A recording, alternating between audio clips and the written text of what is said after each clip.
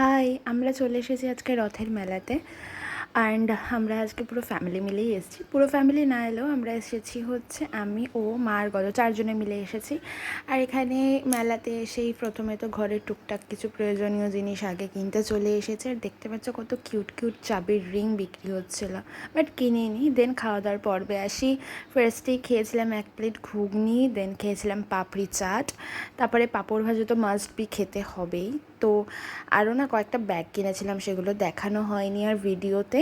And then তারপরে আমি নিয়েছিলাম মোমো, বিকজ এখানে খুব একটা আমার মোমো খাওয়া হয় না। মেলায় মোমো দেখতে পেয়ে নিয়েছি, বাট খুব একটা ভালো না, শুধু ময়দাতেই ঠাসা, চিকেনের তো কোনো নামও নিশানাই নেই, বাট দেখতে ভালো লাগছে না। দেন খেয়েছিলাম একটা মোচার চপ, পাঁশকুড়ার চপ খুব ফেমাস এখানে, তো এটাই খেয়েছিলাম। আর তারপরে লাস্টে জগন্নাথ দেবকে দর্শন করে নিলাম, তারপরে প্রণাম করে ওই আর কি বাড়ি ফেরার পথে।